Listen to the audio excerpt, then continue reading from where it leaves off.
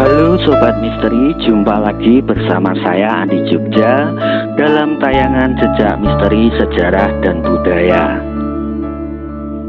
Pada tayangan Jejak Misteri Sejarah dan Budaya kali ini, saya ingin mengajak Sobat Misteri untuk membahas jejak misteri dan sejarah tentang Gunung Merapi, Yogyakarta. Tapi sebelumnya jangan lupa tekan like, subscribe, serta tombol loncengnya agar Sobat Misteri bisa mendapatkan konten-konten jejak misteri, sejarah dan budaya yang menarik serta terbaru pastinya.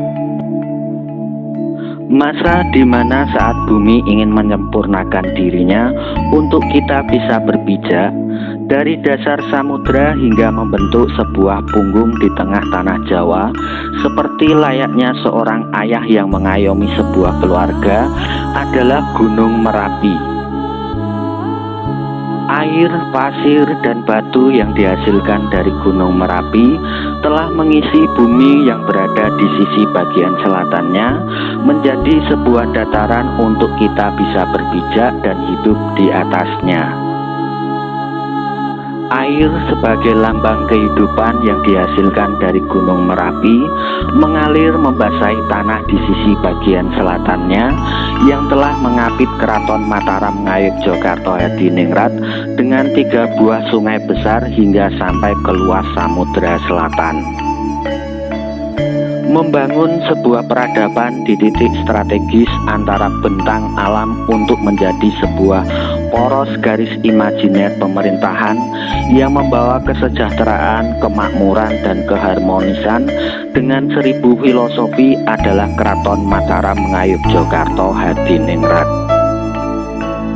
Merapi menjadi pusat peradaban di tanah Jawa sejak abad ke-8 Masehi pada masa kerajaan Mataram kuno.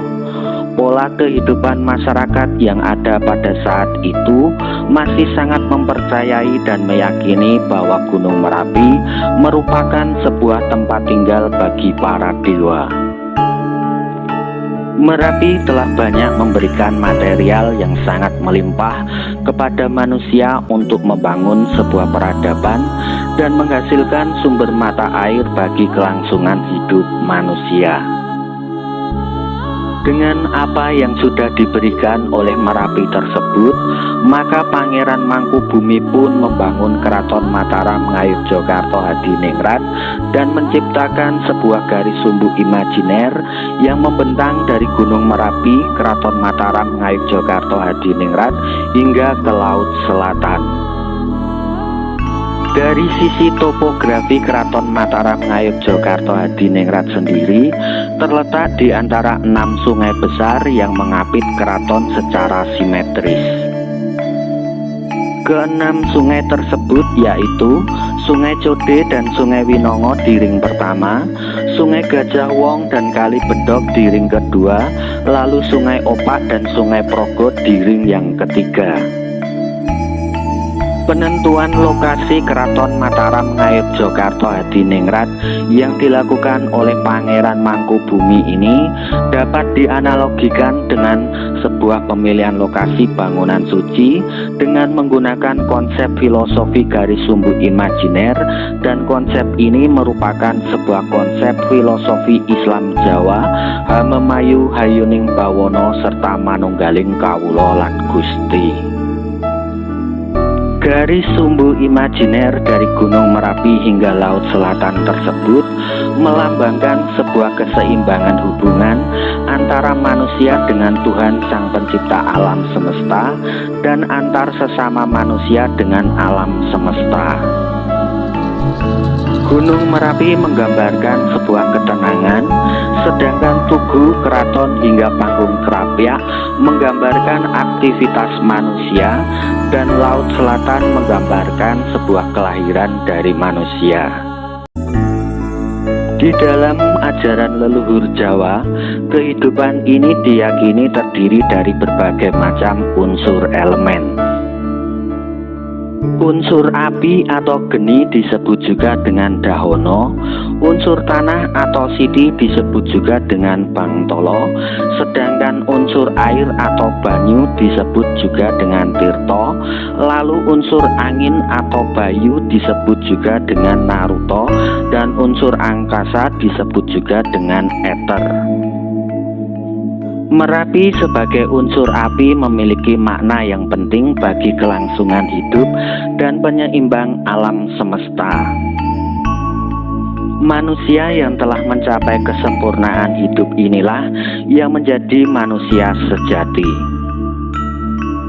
Manusia yang mempunyai pancaran rohani yang kukuh dan tidak tergoyahkan dengan godaan-godaan duniawi, seperti kokohnya Gunung Merapi yang menjulang tinggi sebagai akhir dari garis lurus yang dicapai oleh manusia dalam garis kelanggengan. Dan oleh sebab itu, maka Gunung Merapi memiliki arti yang sangat istimewa bagi masyarakat Yogyakarta. Gunung Merapi merupakan salah satu gunung api paling aktif di Indonesia, bahkan di dunia, yang terletak di tengah Pulau Jawa, tepatnya berada di keempat wilayah kabupaten, yakni Kabupaten Magelang, Sleman, Klaten, dan Boyolali. Gunung Merapi terbentuk karena adanya akibat dari tumpukan di lempeng Indo-Australia yang bergerak menunjam ke lempeng Eurasia, sehingga menyebabkan terjadinya lelehan magma yang kemudian mengakibatkan terbentuknya Gunung Merapi. Nama Gunung Merapi sendiri berasal dari kata Meru yang berarti gunung dan kata api. Konon pada zaman dahulu Gunung Merapi juga sering disebut dengan nama Mandrageni.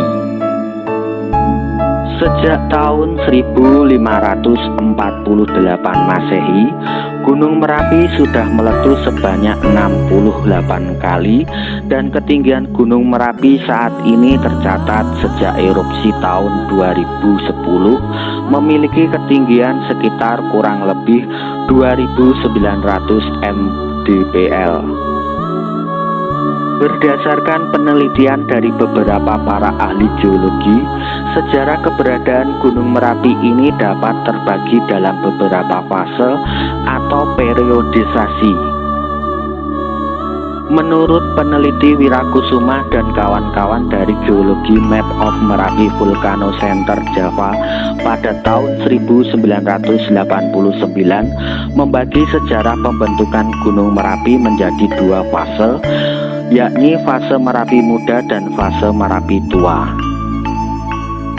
Sedangkan menurut seorang peneliti, Bertomir, dalam bukunya yang berjudul Volcanology Study of Merapi Central Java pada tahun 1990 menyatakan bahwa periodisasi pembentukan Gunung Merapi terbagi dalam 4 tahap atau fase, yakni fase pra-Merapi, fase Merapi Tua atau Purba, fase Merapi Pertengahan, dan fase Merapi Baru. Pada fase pra-Merapi ini diperkirakan terjadi kurang lebih sekitar 400.000 tahun yang lalu. Di fase pra-Merapi ini Gunung Merapi belum lahir, dan yang ada pada waktu itu hanya Gunung Bibi yang sekarang berdiri di lereng timur Merapi yang masuk dalam wilayah Kabupaten Boyolali. Setelah Gunung Bibi hancur pada fase Merapi Tua atau Purba sekitar 60.000 tahun yang lalu, tumbuh gunung baru di sebelah baratnya. Lava basaltik atau endapan batuan dari pembekuan magma gunung tersebut membentuk dua bukit yang kemudian dikenal sebagai Bukit Turgo dan Pelawangan yang terletak di Kabupaten Sleman, Yogyakarta. Pada fase Merapi pertengahan terjadi sekitar 8.000 tahun yang lalu, dan lelehan lava dari Merapi pada fase ini telah membentuk Bukit Batu Lawang dan Bukit Gajah Mungkur di sisi utara dari puncak Merapi. Pada fase ini Merapi sudah melelehkan lava dan mengeluarkan awan panasnya, dan diperkirakan juga sempat terjadi letusan eksplosif meskipun erupsi Merapi amat jarang. Dan di fase Merapi pertengahan ini pula mulai terbentuk area kawah Pasar Bubrah. Di fase Merapi baru menurut Bertomir terjadi kurang lebih sekitar 2000 tahun yang lalu. Pada fase ini kawah Pasar Bubrah yang terbentuk dari fase atau periode ketiga membentuk sebuah kerucut di puncak Merapi, sedangkan bebatuan dasar yang menyusunnya diperkirakan masih berasal dari fase Merapi tua. Berdasarkan dari penelitian yang dilakukan, diperkirakan di fase Merapi baru ini pernah beberapa kali mengalami letusan atau erupsi, dan salah satu dampak dari letusan atau erupsi Merapi tersebut telah mengubur Candi Sambisari dan Candi Kedulan yang terletak berjarak 23 km dari atas puncak Merapi di sebelah selatan Merapi, yang tepatnya berada di daerah Kalasan. Menurut hasil penelitian pada tahun 1999 yang dilakukan oleh Supriyati Dwi Andreastuti dan Chris Newhall serta Joko Duyanto yang bertajuk Menelusuri Kebenaran Letusan Gunung Merapi 1006, diperkirakan erupsi Merapi tersebut terjadi pada tahun 1006 Masehi pada masa Rakai Garung dari Kerajaan Mataram kuno, yang telah menyebabkan Candi Sambisari dan Candi Kedulan terkubur 6,5 meter oleh timbunan lahar dingin Merapi. Sedangkan menurut mitologi Jawa yang diyakini dan dipercayai oleh masyarakat di sekitar lereng Merapi, meyakini bahwa Gunung Merapi merupakan penjelmaan dari Gunung Jamur Dipa. Konon menurut mitos dan cerita yang ada, pada zaman dahulu kondisi Pulau Jawa ini dalam keadaan tidak seimbang atau mengalami kemiringan ke arah barat. Dan karena kondisi tersebut, akhirnya Bathara Guru pun memutuskan untuk memindahkan Gunung Jamur Dipa yang ada di Laut Selatan dipindah ke tengah Pulau Jawa agar kondisi Pulau Jawa mengalami keseimbangan. Tetapi di saat yang bersamaan, di tengah Pulau Jawa pun terdapat dua orang empu sakti kakak beradik, yakni Empu Rahma dan Empu Permadi yang sedang membuat keris pusaka tanah Jawa. Mereka kedua pun oleh para dewa sudah diperingatkan untuk segera memindahkan kegiatannya. Tetapi kedua empu tersebut tetap bersikeras akan membuat pusaka di tengah Pulau Jawa sampai selesai. Maka Bathara Guru pun murka lalu memerintahkan Dewa Bayu untuk mengangkat dan memindahkan Gunung Jamur Dipa tepat di lokasi kedua empu yang sedang membuat keris pusaka tanah Jawa tersebut. Akhirnya kedua empu sakti tersebut pun meninggal dan terkubur hidup-hidup oleh Gunung Jamur Dipa. Dan untuk memperingati peristiwa tersebut, Gunung Jamur Dipa pun kemudian diubah namanya menjadi Gunung Merapi. Sedangkan tempat perapian Empu Rahma dan Empu Permadi saat membuat keris pusaka tanah Jawa pun berubah menjadi kubah lava Gunung Merapi. Roh dari kedua empu sakti tersebut pun diyakini akhirnya menjadi penguasa dari segala makhluk halus yang berada di Gunung Merapi. Demikianlah kisah jejak misteri sejarah dan budaya tentang Gunung Merapi, Yogyakarta. Jangan lupa jika Sobat Misteri suka dengan tayangan seperti ini, bisa like, subscribe, share, dan tekan tombol loncengnya agar tayangan jejak misteri sejarah dan budaya ini bisa berkembang. Percaya menapa mboten, sumangga terserah panjenengan.